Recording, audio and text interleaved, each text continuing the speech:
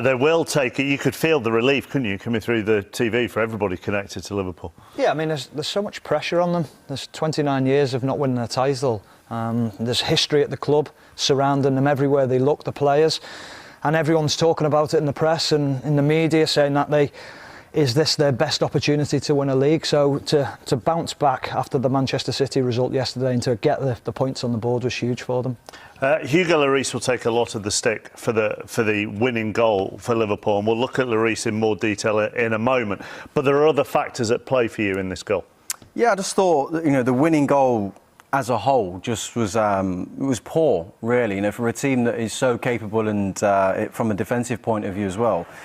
It was a terrible one to concede. It's a brilliant header from Harry Kane. And at this moment, you'd be hearing, squeeze, get up the pitch, and some do that and some don't. And I can show you exactly why that is. Now, these players that I'm highlighting are zonal marking. So Harry Kane's in the space. He's the one who clears it, obviously, with his head. Great header. The players highlighted now are man-to-man marking. And that there is Kieran Trippier marking Mo Salah, who ends up with the header. Now, at this point, I can't understand why everybody's not just going up in a straight line.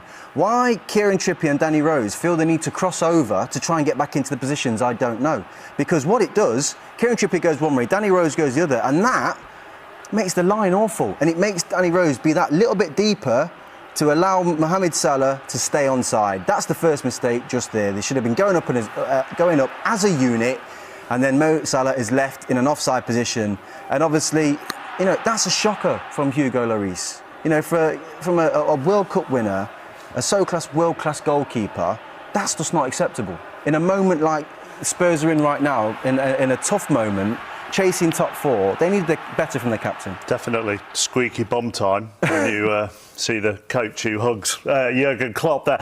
Listen, as far as Hugo Lloris is concerned, I think this graphic is really, really unfair because Opta have to state that it has to be a really obvious error to lead to a goal.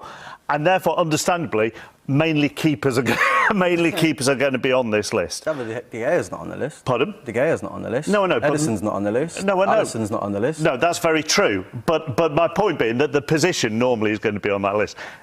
Is a goalkeeper. As a goalkeeper. Anyhow, talk about Hugo Lloris. Yeah, I mean, he looked shaky from the start. It wasn't just the goal that was a problem for him. Early on in the game, he just didn't look confident at all. And the first ball that comes back to him, you're thinking, can you play it long? Get it out of the way, because Liverpool, they press. He tries to play a clever ball into midfield. Liverpool pinch it. This one here, it actually leads to the goal. He's trying to be clever again, picking someone out. And the ball gets played out wide to Robertson, and it's a lovely ball in from Robertson, and we know what happens after that. But he's brought this upon his team again with another kick. This, he gets away with another one. He shanks it into the midfield, but it's a lack of confidence. Here, the ball's up in the air, and I'm thinking, come and catch it. Be big, be strong, go through the player. And this summed it up for me. Alderweireld, he's looking at him thinking, do I play it back? And then you've got the option to go out. He doesn't trust Lloris. A lack of confidence in it. Yeah, he plays it out because he doesn't want to play it there. I think he's got a decision to make now, Mauricio Pochettino. So I think it's one, for every last-minute penalty save, you get a Chelsea Kieran Trippier back pass incident. For every, the first half against Dortmund away, you get that.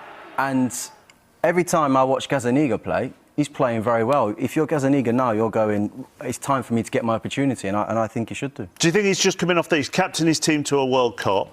Do you think he's just had a difficult season? I think he's had a difficult couple of seasons, right, okay. Chappers. I don't think it's one season. He's 32 years of age. He's a World Cup winner. He's been at the club.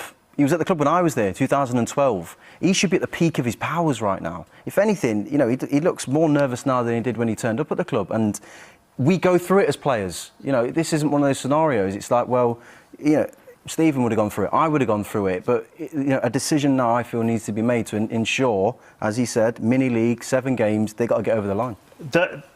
Bring it back to Liverpool, right? There will be some who will question whether they're playing well enough to win the title. Yeah. There will be others who will go, the Merseyside derby at Anfield, Crystal Palace at Anfield, Spurs at Anfield, the name is on the trophy because of how those games are finishing. Which camp are you in? Well, they're not playing. They're not firing on all cylinders like we know they can. They're getting the look at this stage of the season. Things are going well for them. We're all expecting them to play very well and to start firing on all cylinders again. But the one thing they're doing is they're grinding out results, and it's that old cliche: when you don't play well but you win, it's a sign of a good team and a title-winning team. There's going to be points dropped between now and the end of the season for both Liverpool and Manchester City. That's the way I feel it'll happen anyway. And because there'll be points dropped between now and the end of the season, the tactical battle in the second half was really interesting. Very interesting. He said he couldn't understand why his team didn't do the same things in the second half, Jurgen Klopp said. Well, Mauricio Pochettino decided to change things up a little bit, and Spurs got some joy from that. Now, 1-1, I'm thinking bring on Fabinho. Your team needs some help here. And he went the other way. He went with 4-2-4. He brought on Origi, he had Salah, Mane and Fabinho going through the middle of the pitch. Now, I think he got away with it massively because he left his team wide open at this point. This is, the best chance of the game. And in fairness to Van Dijk, he does everything right. He reduces this chance from an 80% chance to a 25% chance just by his positioning. It's 80% now if you can get it to Son. If you can get it on his right foot, it might be at 50, but he gets it down to 25 by making him shoot on his left foot in the end. It's brilliant defending, but from a tactical point of view, Stephen, I thought, he just got away with it, Jurgen Klopp. Yeah, and they get away with it again here. They overload the left-hand side of the pitch. They leave themselves wide open. They leave themselves loose at the back, and this is a situation where Tottenham really should have done better. Danny Rose here, I feel, makes the wrong decision. Keep hold of the ball, wait for that overlap. You've got Trent Alexander-Arnold in a world of trouble, 2v1. But it was that decision-making that Tottenham made was incorrect. So at the same time, you have to applaud him, don't you, for going for it, actually? Well, there's been Liverpool fans that have said in the derby, why are we making changes like for like? We need to be more attacking. He did that today. He brought on Origi. He kept on Firmino, Salah and Mane alongside him. He left two holding midfielders, and that's what fans have been crying out for. Today, it was a big gamble, and like Jermaine said, he got away with it.